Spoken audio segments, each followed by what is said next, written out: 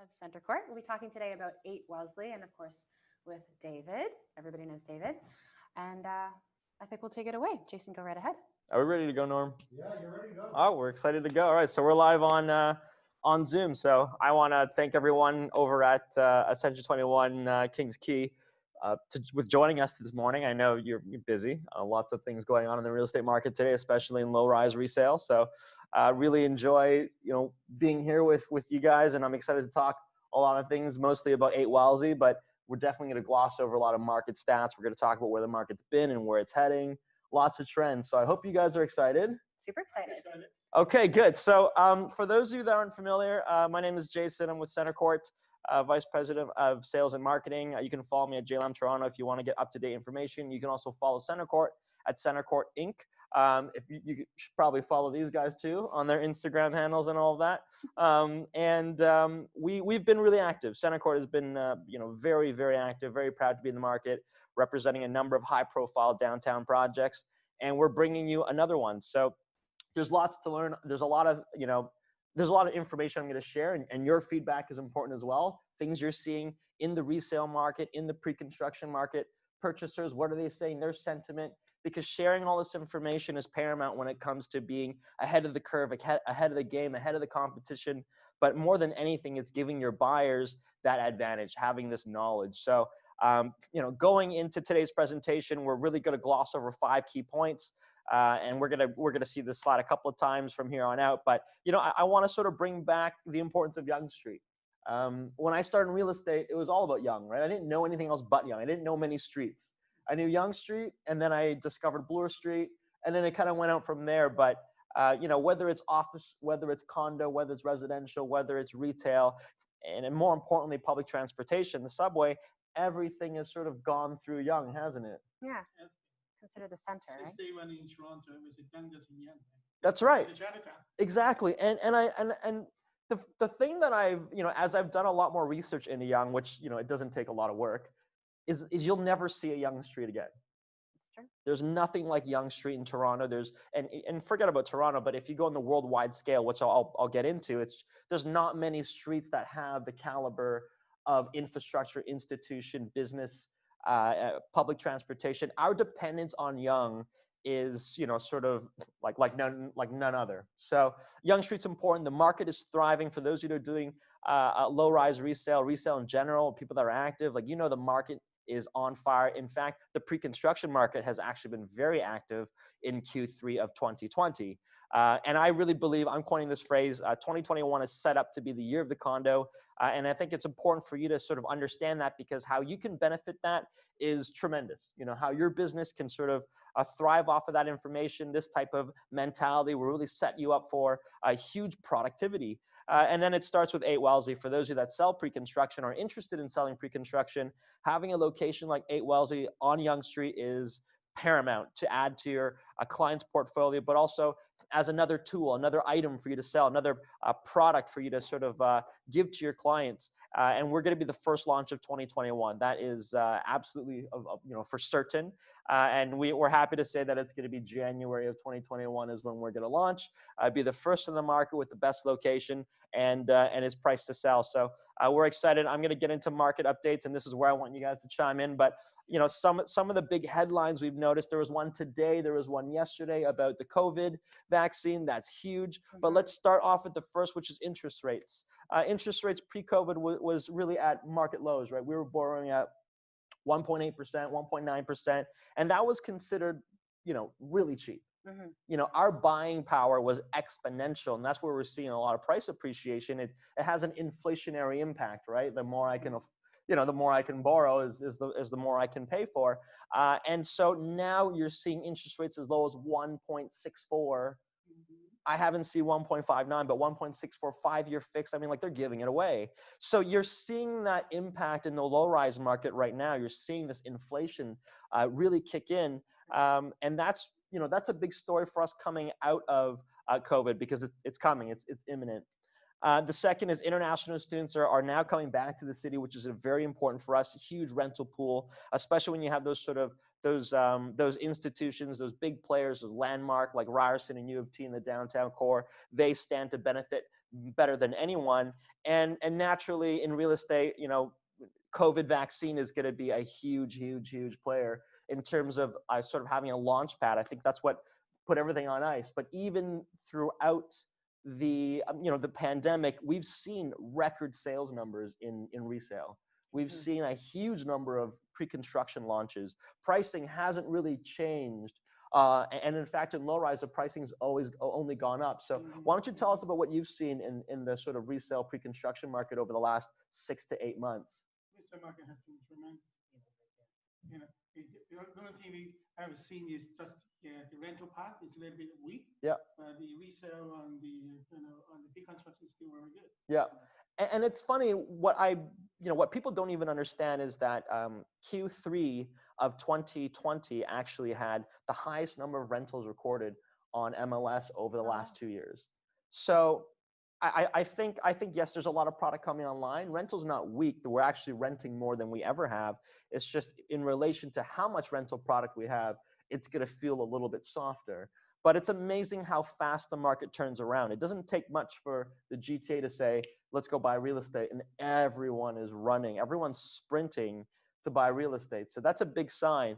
But in the 10 years that I've been around, immigration has always been such a big driver. And I think this is the most important slide for all of you that are not really sure about where our market's going, right? Like when there's more people, there's more demand. When there's more demand, everyone's making sales. So the government is doing their part. We just found out that there's a COVID vaccine literally at the 1 yard line, 95% effective. We know we're going to get over this in the next 6 to 12 months. So that's a situation that's going to be handled. We're aware of that. And now the government's stepping in and they're going to do their part. They're going to bring in 128,000 new immigrants. They brought 128,000 new immigrants this year. But what's important is that over the next 3 years, they're going to introduce 1.2 million. And what that means is they're going to break it down by 400,000 per year, which already puts the GTA in a massive housing deficit. So we can only build 20,000 per year. And we've got the country bringing in 400,000 per year. And I would say half are going to come to the GTA. That doesn't include people within Canada that migrate to the GTA. So this is a super highway. This is the best news that we could have heard outside of a vaccine, strictly for real estate, because people need housing. So and this is really the fastest way to know where the market's going to be. And it's not 5 years from now. It's actually in 6 to 7 weeks. They're going to implement incredibly aggressive programs, and you're going to see a huge launch pad in 2021, which is, I believe, is why it's going to be the year of the condo. And so, like, tell me, how excited are you about that information, that news? I mean, it's such a big part of our market. Well, I can't wait to see the launching of the Wellesley, and so I will tell all my agents, don't go away in January. Don't go away in January. I don't know if you can go. I don't know if you can go away, but you shouldn't. You should definitely. Again, I think it's about an opportunity, and I'm going to talk about how rare of an opportunity 8 Wellesley is momentarily. But let's talk about really, what was keeping our market so strong before COVID. Like, again, I think I want all the viewers here to understand that don't look at this from such a short-term perspective. I know that right now we're living in the here and now and we're worried about day to day, week to week, month to month. But in the world of real estate, when we're talking about deploying capital, when we're talking about growth, we should always have had a mind frame of mid to long term. And if you can think about that for a second, we are set up for a huge mid to long term with immigration, with a COVID vaccine, with massive undersupply. But let's get back to the basics, right? Immigration policy was really aggressive before, sort of all this happened. And now the government's saying, we're going to take it a step further. We're going to actually continue to push the envelope and have the most aggressive policy we've ever seen in our country. And that's a good sign. And before we had historically low interest rates, we've only gotten even lower now. And that's a good sign for people that want to buy. It gives them tremendous buying power. And if we weren't the economic engine of Canada before, we certainly are going to be in the future. We are, actually. I don't know why I'm speculating that one. But we're the economic engine of Canada. And I'm about to talk about a price gap scenario. And it's actually played out before in 2016, 2017. And what it did is it actually put condos in a very, very good position for investors in particular. And again, finding out that you've got 400,000 new people coming to the country for the next 3 years will put our market into heavy undersupply. in a very, very short amount of time. So one of the things that I always tell people is don't wait for the media to tell you now's the time to buy. Because if the media is telling you now's the time to buy, You're late. You're behind. And everyone's now multiple offer crazy party. And, you know, and I bet you there's a ton of people in the resale market for low rise that are sort of sitting at home saying, I'm going to wait till this is over. And they don't even know how crazy resale has gotten. Totally. And then they come back when it's ready and say, you know, I want to buy a house now. What are the prices? And you're like, well, they've gone up 15, 20%. Right. And they're going to say, how is that even possible? I just had that exact conversation yesterday. And so what happens? They, you know, if you want to buy, you're going to buy a condo. Before COVID, it was such a massive concern about affordability. How can I afford? And what we've seen throughout COVID is affordability in low rise it doesn't exist. No. And so really the condo really is the only option. So again, let's get our mind frame out of this sort of ultra short-term mentality and look at it from a long-term mentality, mid to long-term mentality. So let's sort of shift gears. I want to go over to, you know, GTA pre-construction, which is what we specialize in. That's what we do. And Q3 from July to September was when we started to, you know, ease up the lockdown. And then we had 28 Eastern come to market, and it went crazy. Everyone went nuts, and District Trailside 2.0. And we had a number of projects come online, and people were kind of worried, right? We weren't sure where the market was, but all this pent-up demand for, you know, over the last 4 or 5 months of people not buying.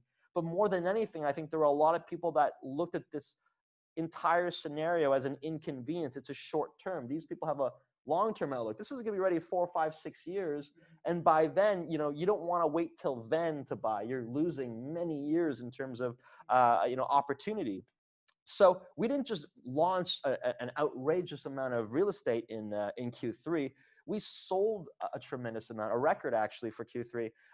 And that's a huge story because, you know, typically over the last 10 years, we've averaged 20,000 new home sales per year, which only happens in the GTA. Nowhere else comes close except maybe mainland China, but it doesn't happen anywhere else. And so when you're going to do that and you're doing 6,300 sales, you're keeping pace. You're ahead of pace, right? So we're incredibly healthy in that regard. People are more selective, yes, but people want to buy because they have a mid to long-term outlook. Now, I started my career 10 years ago. David, I'm sure you started about 5 years ago. We've been around a long time. And why don't you tell me about how, you know, how low-rise impacts condos? Low-rise are more expensive. So the low-rise price and then the condo price has been way far apart, and nobody can afford low-rise no more. And you just told me that you had a conversation with someone recently about how there's just this big gap. People don't even realize how fast the prices are rapidly increasing. Yeah. You know, and I think the message for you is probably like, well, either you're going further or you're looking at a condo. Yeah, it's true. In most cases. So so for me, again, like, you know, I started, you know, 10 years ago, and the first lesson I learned from one of my mentors was, you know, watch low rise, because low rise is what's going to really set the market on fire from a condo perspective. And so I committed my career to the condo side, and I learned that timing is everything. And I think right now, what I want to share with you guys is some really unique stats about the price gap between a semi-detached home and a condo, as well as the price gap between a detached home and a condo, because I think this is where everything starts. When one thing is too expensive, the other thing is a lot more attractive. Like, it's very simple. And we've really gone out of control. So at the beginning of this year in January, we saw a price gap of 162,000 between a semi-detached and a condo, and we were 400,000 between a detached home and a condo. And you wouldn't know it, right? Like, unless you pulled the stat, you would just kind of think that nothing's changed, right? You would think that the condo prices went down, and the low rises kind of went up a little bit, and the gap would be, you know, a little bit wider. But the truth is, the reality is, condominiums remain static. They didn't go down, they remain static. And low rise shot up because there's just so much demand throughout the GTA. So we went up double in the semi-detached, which is unprecedented. And we've gone up 43, 44% in the detached home. I mean, these are prices of condos in certain areas, right? Like this price gap. And that's a huge story. That's a big message. This type of information sort of sets you up to see where are we going. That just means that condominiums are really the only alternative, and they've always been the alternative for the majority of buyers in the market, right? Everyone's been priced out of low-rise, so not everyone is capable of putting down that kind of deposit, that down payment. So the next slide is going to be a really important stat, because I think we're going to notice trends of the past. We all remember 2016, 2017 in particular, where you could sell anything. I could sell this pillow as an apartment, and it would sell for multiple offers, 100K over asking, right? Like, it was getting out of control. So much so the government had to step in and say, everything needs to stop. So we're going to look at the relationship between the price gap of a detached house and a condo, so that number, that delta, and then we're going to drop in the price of the condos that sold in the GTA and look at the relationship, because they're very symbiotic. They really do work together, and there's a really interesting sort of trend that will form here. So again, I just want to remind you, this value is the price gap between the average sold detached home and the average sold condominium. So for example, January of 2016, the gap between a condo and detached home was 460,000, okay? And believe it or not, it actually got up to over 700K in 2017, which is unbelievable. But let's start from the beginning. In 2016 of January, we saw a price gap really increase. We started to see a lot of demand in low rise. People wanted to buy townhouse, semi-detached, detached homes. And what happens when there's a lot of demand? Prices go up, right? And then and again, I'm going to skip a little bit of sort of the end of 16, early 17, but we see that really take off in 17. It never really comes down, does it? It just kind of skyrockets in 2017. And it's almost unrealistic. It's almost unheard of to see this price gap of over 700,000. And again, it's an extreme level. And the government said, this is getting out of control. We got to slow this down. But that just showed how robust and how much demand there was in the market at that time. And over the last 6 to 8 months in the GTA, we started to see a really unique trend that we've seen before. And, you can't deny this stat. All of the demand that we've heard and read about, for those of you that are in the real estate business, I mean, we all are, you all know how insane the low-rise market is. And now we're seeing incredible price appreciation. So this really represents the sharpest incline in the shortest amount of time in recent history, since 2017 and 2016. So there are trends that we noticed. And so let's drop in how condos are impacted and how they've actually benefited from these huge spikes in the low-rise sector. So this represents the average sold price of a condo in the GTA. So when we go back to 16 going to 17, you can see that tremendous demand. We all know that. But what happened shortly after? Condominiums followed, because they had to. You had no choice, right? And then the people were just demoralized getting into this multiple offer party. My sister bought a house in 2017, probably more than it should have been. I think there was 16 offers, but before that she was in 30 multiple offers, 40 multiple offers, and they just became so demoralized. Yeah. And then they shifted to condos, and condos had crazy multiple offers, and it got out of control. But we started to see condominiums catch up shortly after. So when condo prices go up, the price gap has to come down. So condos begin to sort of catch up over time, and the gap shrinks. And so, as condominiums become more mainstream, it becomes, it dominated transactions from rental and resale. What happens when the prices went up for many years, and then sort of the price gap went down, which things were becoming a lot more healthy. Mm-hmm. But how this works, is that these condos were getting very expensive, and now the low rise was kind of like looking like a pretty good deal. So, and that's to no one's surprise, right? That's a function. It works both ways naturally. But again, over the last 6 months, of this year, like literally happening right now, we saw detached homes and semi-detached and townhouse, both pre-construction and resale, just take a huge spike in demand. Everyone wants a house. And I know Markham Richmond Hill, things are going on fire. Like 905 pre-construction launches are getting out of control. And the prices are just hitting numbers that you would never have thought a year ago today that these numbers would hit. So we see a really insane trend that we've seen before. And what does that tell us about where the condo is going? Look, I can't tell you exactly what's going to happen, but I can tell you that the gap is now really become really big. And condos are poised to play catch up again. I think there's an opportunity here for condominiums to really sort of bump off, because I don't see low rise going down. You know, if anything, low rise will kind of stay where it's at. Condos will sort of be looked at upon as this sort of ultra affordable asset, and they're going to play catch up again. So, you know, it's important to sort of look at this from a bigger picture, right? Like, what do we know? We know that the government's putting us in a position to bring a ton of people here, and not just a ton, a record number. So we know there's going to be a lot of demand, guaranteed. We know that the interest rates are going to stay very cheap and very low, which means affordability, like our buying power, is just that much greater. We know that a COVID vaccine is on its way. We're literally there. So really, that should kind of put us in a very comforting position, knowing that all these things coming together in this melting pot are really going to create a huge year for 2021. You know, resale and pre-construction are thriving. I mean, in resale, we're hitting record numbers of transactions year over year. We're hitting a record number of average price sold year over year. Like, there's so much to sort of appreciate and to be excited about. And then we just learned about this huge price gap between the low rise and condos. So, you know, what that tells me is that 2021 is going to be one of the biggest years we've ever seen on record.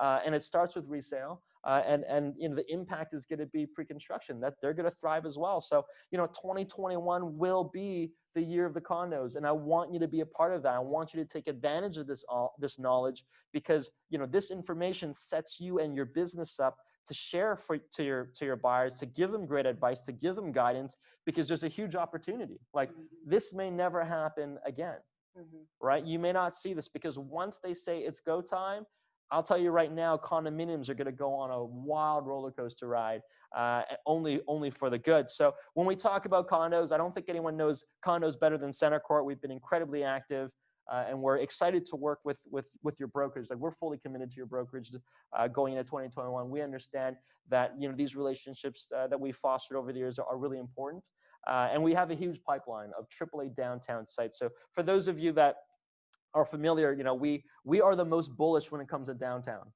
You know, we're not as bullish in the 905, and the reason why we love downtown so much is because it's scarce, right?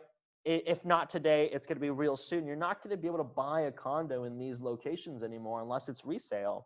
So over the last 10 years, we've been really proud. We've done 16 launches, which is a lot in 10 years, right? I think we're going to get to a point where we're going to average 2 every year. We're going to be, you know, 11, 12 years and you know, 24 launches. We've got a lot in our pipeline, all of which, again, thematically, downtown, you know, transportation, employment, institutions, those are things that we think are very valuable in an investment.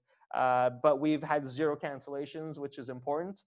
We've had 0 days of interim occupancy, so we go straight to final closing. And, you know, for us, it's about execution and putting the best product forward. So just sort of, you know, bringing us back, the first point we're about to get into, but, you know, the market's thriving. 2021 is, you know, really in a position to be one of the best years we've ever seen. And it's going to start with 8 Wellesley, which we're going to be pricing this very aggressively. And we're going to be the first launch. So we want you to be a part of that. There's not a lot of time, actually, if you think about it. We're 6 to 7 weeks away. And then we've got the holidays. So, you know, now's the time to create awareness. Now's the time to talk to your buyers about an opportunity such as 8 Wellesley. But I want to talk about Yonge Street. I mean, we started at the beginning, David, talking about some of the options, you know, like, or sort of not the options, but, you know, the allure of Yonge. What does it mean? You know, we did a little bit of a survey, and it wasn't hard. I mean, this was a very simplistic, this is as easy as a WhatsApp message. But what's the most valuable street in the GTA? What makes a street valuable? And I said at the top of this presentation is, there's nothing like Yonge. And there will never be anything like Yonge in the GTA. So we asked 100 agents, you know, what's the most valuable street? And it was 98%. I mean, I'm surprised that it wasn't 100, but I think some people got nervous and they just said what they said.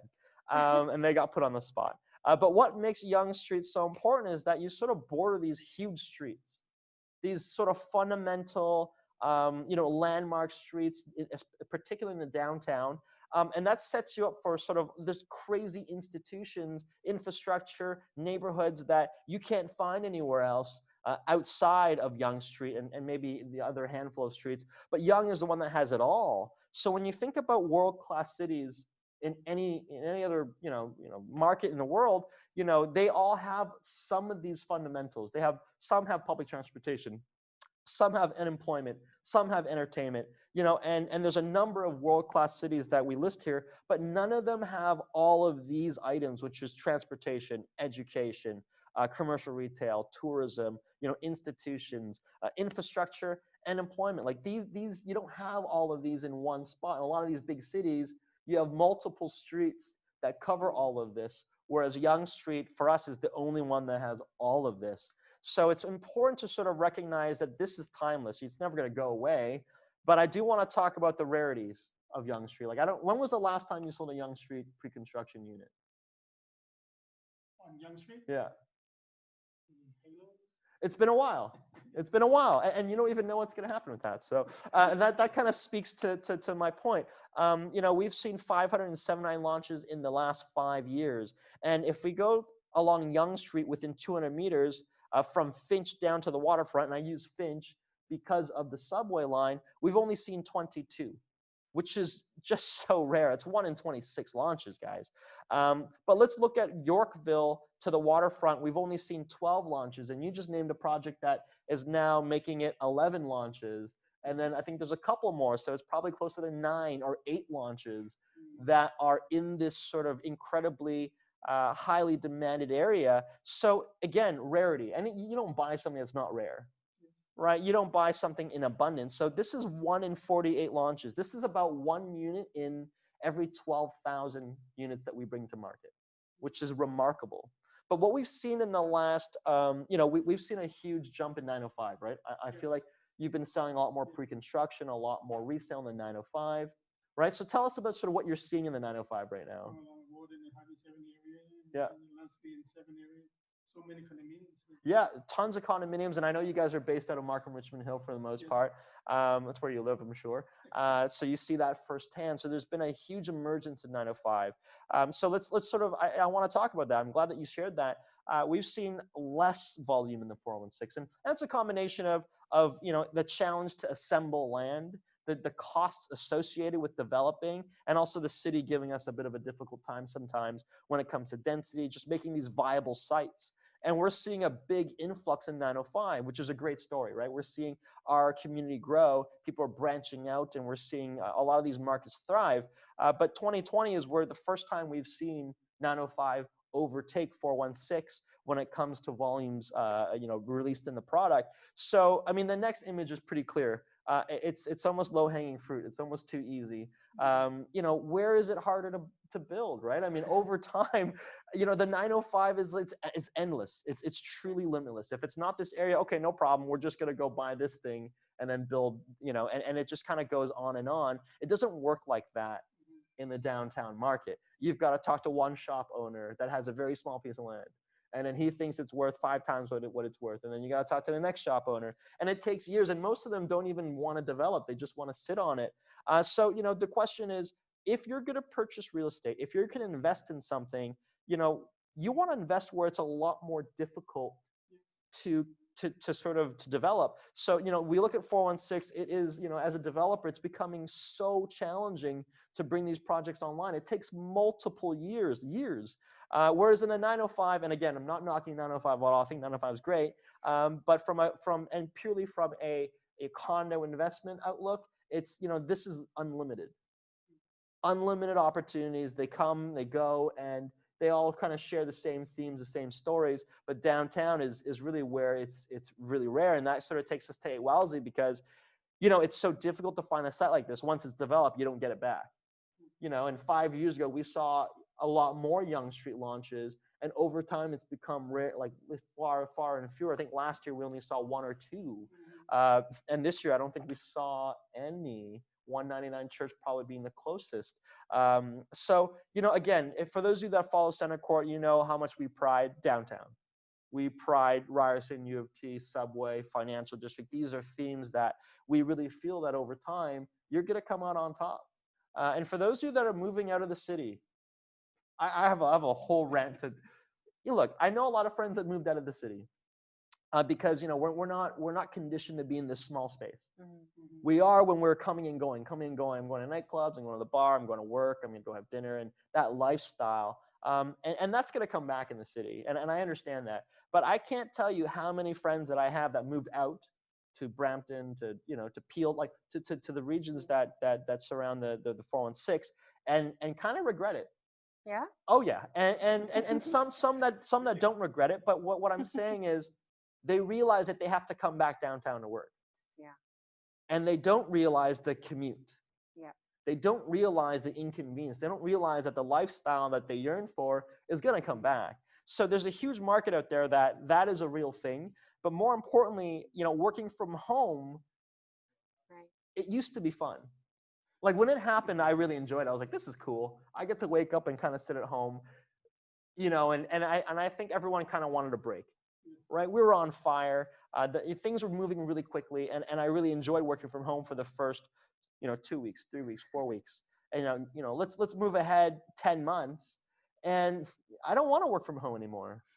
So it's I think we keep, yeah, right, exactly. So like the topic is always about how companies want you to work from home. They don't want you to work from home.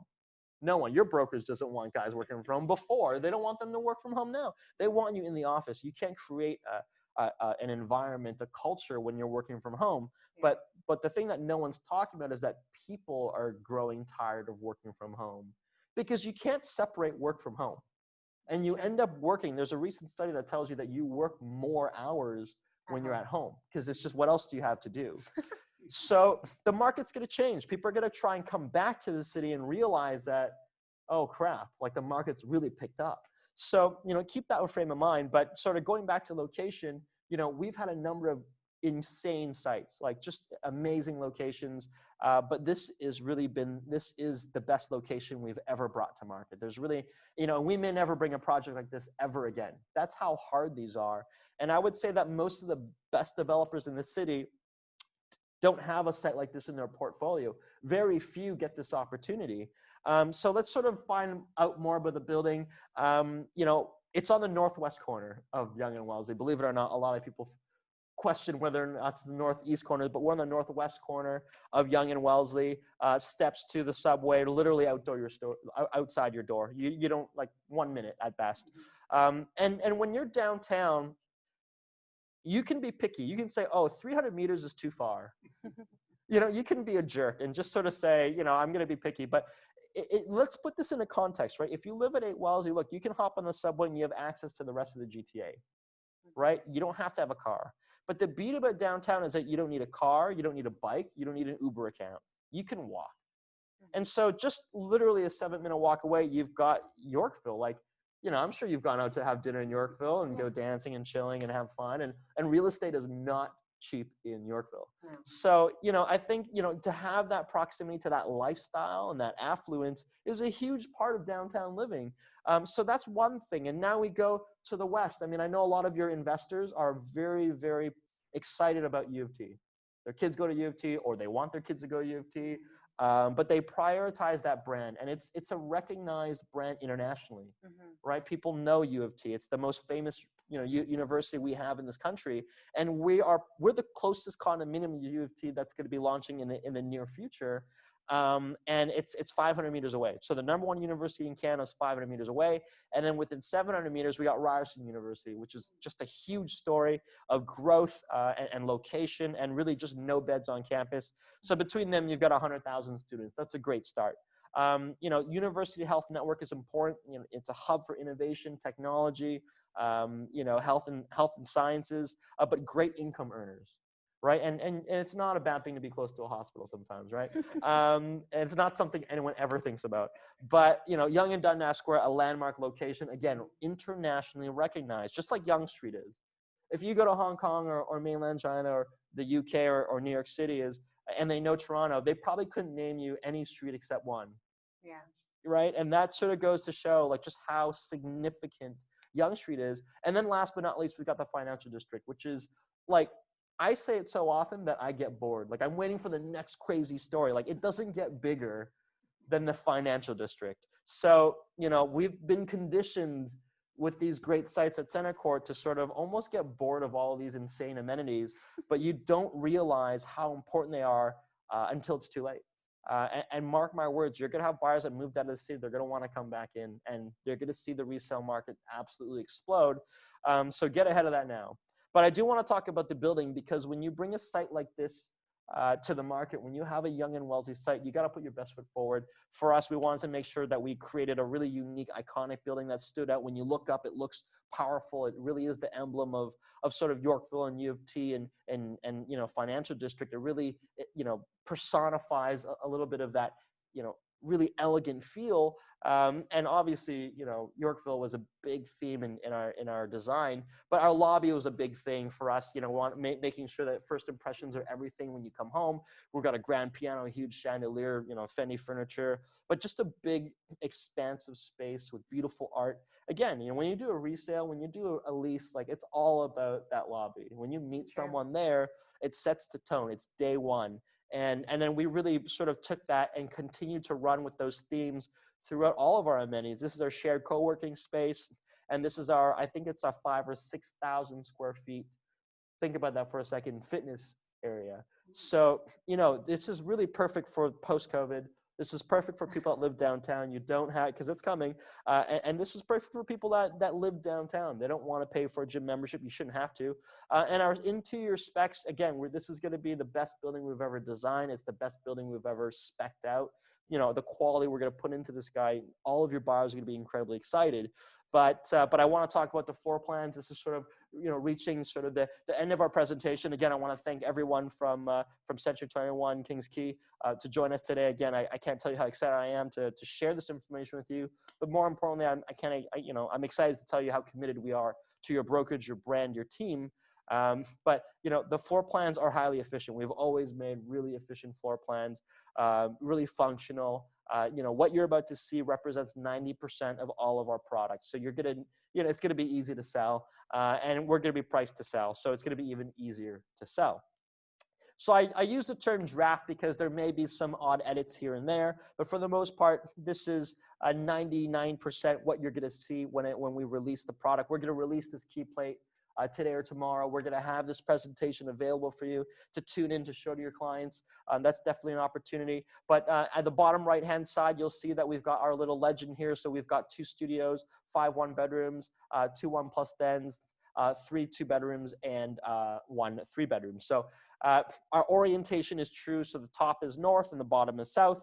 So here we've got 2 studios, one on the north side, one on the south side. Very efficient, great for the area, ideal for students, sort of short to midterm. You know, again, very versatile. You know, you're pretty much attracting the best of the city. And then you go into the 1-bedrooms when people sort of want to upgrade and have a slightly different product. But 1-bedrooms have been really hot on the pre-construction side for us. It's one of the most in-demand units. It probably is the most in-demand unit, especially at a location like this. And then we follow that up with 2 1-bedroom plus dens, which again, very versatile. It gives you that sort of that next step when you go into postgraduate young professionals. And then I think the most popular unit that we've received from feedback is the 2-bedroom corners split bed. This is really where we've had a lot of people say, that's what we want, surprisingly. But again, lots of light, lots of windows. This is really where I think, you know, I think Toronto is going to the roommate, you know, era. Yeah. You know, New York City, California, Hong Kong. You know, you living by yourself is a luxury that not everyone can have. And it's becoming increasingly more challenging. And then that takes us into the 3-bedroom option on the northeast side. This is where I've made the most money when I bought 2s and 3s. Like, 1s have a, you know, again, 1s are great. You want to buy 1s. But where I've really made the most, is 2s and 3s. It's like that, because I think there's value in the pre-construction side that your fellow purchasers don't see. And when it hits resale, it really takes it to a whole other place. You know, you've got 3 beds that you can rent out or you can live in. You know, I think it's, again, it's, you know, how many 3 bedrooms are in the city? 10%. Mm-hmm. How many are there in the rest of the city of all the other products? 90%, right? So you have your pick. So 2s and 3s are a lot more rare in pre-construction and even in our inventory stock. But let's look at sort of what is, you know, what should you know about 8 Wellesley? It's 8 Wellesley West, okay? I mean, it's crazy how often I have to explain that, but I should just call it 8 Wellesley West condos on the northwest corner of 8 Wellesley, which is on the northwest side. That's what we should call the project. 599 suites, so lots of opportunities, over 55 floors, so it's a really, really tall building. We're going to be ready in early 2021. The next fact is important. We're going to be ready in 2025, maybe 2026. Where will our market be knowing what we know now? COVID will be a thing of the past. We will have had over 1.2 million new immigrants flood the market. Mm-hmm. So you don't want to wait till then to sort of jump in. You want to get now. You want to time this, right? You know it's going to, you know, you don't want to wait till, you know, next fall, next, you know, winter. Now is the time to project your potential future wealth. And that's important, 2025. So get ahead of that. And again, when you align with, you know, big brand developers like Basis and CentreCourt, we're always fully zoned. And that's an important one because I know that, you know, there's risk in this game, but, you know, we're the most risk adverse developer in the business. And the last thing we want to do is give, you know, our purchasers, you know, that type of, that sort of, that risk. So for us, it's important. Now, for the agents out there that want to work and don't know, you know, what's available, I want you to connect with your team here. And there's a lot that we can share. There's a lot that we can strategize around because it's all about the brokerage. This is all one family. This is all, you know, we're stronger as one than one individual. And yes, sometimes that can work, but I think we're pivoting our business to prioritize that. We understand how that works. If you want to make sales, we have incredible inventory at limited inventory, but incredible inventory at 55 Mercer downtown, 199 Church downtown. You know, really great incentives for you and your purchasers. So there's availability, and if you're interested, you can reach out to us. You can reach out to your team here. You should follow us on Instagram if you just want unique content. We're doing really cool stuff on there right now that we're excited about, kind of goofy stuff, but we do share a lot of unique information about our projects on these forums. So, you know, I think it's nice to follow and stay in tune. You can connect with our team. Again, I can't prioritize enough how much we have to work as a team, but if you have questions, you know, again, you can ask any of us. We're happy to set this up. But more importantly, what can we do for you? How can we make this a more enjoyable work experience? But how can we actually make it beneficial so that we're both succeeding? Is, you know, we want to help collaborate marketing and sales strategies. We want to customize presentations just like this. We want to assist with your clients. Like, I'm happy to do this for all of your buyers to educate them on the market and educate them on the values and the opportunity at 8 Wellesley. You can use our presentation gallery, which is currently under construction. But most importantly, look, you know, the best thing we can do is give you access to the marketing materials so you can study them, you can share them, you can learn everything there is to learn about our building. And what can you do to start? I mean, look, you can learn more.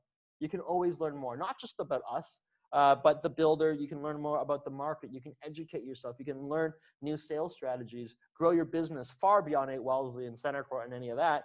It's just, how do you become better? And, you know, I think in the early days, it's knowledge. Knowledge is power. So getting the information is important. Creative marketing initiatives. You know, you can sell product for us. I know that you guys do international sales. You guys have such a great brokerage. You know, we encourage, you know, like if you've got, you know, agents in the brokerage, if you want to set something up overseas, we're happy to see that and support you and make that happen. But again, feel free to contact our team for anything really, resources. But, you know, we prioritize, you know, making sure that Century 21 Kings Quay is well, you know, represented. And again, I think we love working with you guys. And you know, we're excited. As I mentioned, we're becoming January 2021. There's not a lot of time. It's not like our past launches where we launch 5 days from now. So we're giving you a lot of time. So no excuses, you know, rest up, get into the right frame of mind, because there's so much positive news on the horizon, literally at your doorstep. that, you know, you don't want to be late to that. And I don't want you to be late to that. And I don't think any of us want you to be late to that. So there's a huge opportunity. And I think right now is a good time. If you guys have questions, if there's something you want to talk about, I think this is a good opportunity to sort of cover some of those bases. Well, we have a good builder to work with, and I request everybody go all the way and support CentreCourt. And don't go away in January. Don't go away in January. I mean, if you do, it's going to be a shame, right? You're going to miss out. I mean, we've got great sites. I mean, you know, Prime is shortly after that, you know, which is 10 years in the making, but we're there. And then we've got another site very close to Yonge and Dundas shortly after that. Like, look, we're again so confident in the downtown market, and you should be too. I mean, if you think about cities in the world that don't care about COVID, it's the AAA sites that are thriving, right? It's the real estate properties in the areas that are thriving. So again, take away the COVID element, which we're very close to, and what do you think is going to happen, right? The downtown core is going to go absolutely bananas, and that's not going to change. So the borders are going to open. We're going to be thriving again in no time. And I think it's important for you to look at your business and what's going to happen, you know, leading up to that point, how you can capitalize on that. But more importantly, how your buyers, how your clients can be a part of that and capitalize on that as well. Anything else? One more question I think all the agents are probably asking. I know you're going to ask. Starting price? Again, From? I'm willing to say this, and again, let's call a spade a spade. Every developer wants to put their best foot forward, and every developer wants to say something that's going to create a ton of, like, you know, if I said 400,000, everyone's going to lose their marbles. Is that the case? No, it's not going to be the case. So we're choosing to be very calculated and careful, because the last thing I want to do is say something that is not true. Yes. Unfortunately, we've had some instances before where, you know, we were not as optimistic. So we said, okay, yeah, this is the price, and then next thing you know, you've got 2,000 agents, and you're like, okay. And I think any of you would understand, just like your listing client would say, well, why wouldn't we increase the price? Why wouldn't we do this when there's clearly lots of demand? What I can tell you is this: it's going to be priced to sell in a manner that is, in pre-COVID, you'd be in the 16, 17, right? True. Somewhere up, you know, especially with all this time that's gone by. You know, again, I don't want to commit, but, you know, we won't be there. We're going to be priced to sell. We're going to be at a price that is ultra fair, practical. Again, we're here to move product. We're not here to sit on our product. So, and again, it's only taken us, the average time to be 75% in any of our projects is 15 days. And we don't plan on changing that. So you have to be aggressive. It's not going to be $1,000 a foot. So don't go thinking that. It's going to be a real number, but it's going to make sense when you have that mid to long-term outlook. I promise you that. So we're you know, that's the first time I've ever talked about anything remotely pricing. I've always had to pivot and sidestep, but you know, I can't commit. You know, there's a chance we start in the 5s. There's a chance we start in the 6s. We're still sort of working that out. That's understandable. So everyone at CentreCourt Kings Kia, again, I can't thank you enough for tuning in this morning. I hope you learned something. I hope we were able to share knowledge and give you value, because that's what's important, is giving back to you. And we're happy to continue to do these presentations as we get more intel on the market, and we can share these things. But more importantly, you know, I look forward to working with you. I look forward to building a better relationship, a greater relationship, because it can always be better. And again, our strategy has changed. We understand the power of a brokerage. We understand the power of uniting as one, and the impact that can create. So we're excited. We hope you're excited, and we're going to see you really soon. Again, we're going to release the key plate. We're going to release the video so that you can sort of re-educate yourself. You can share it to your buyers. I can't be more excited, and we'll see you very soon. 8 Wellesley is coming January 2021. Get ready. Don't go anywhere. Thank you. Thanks so much for joining us. Bye. Bye.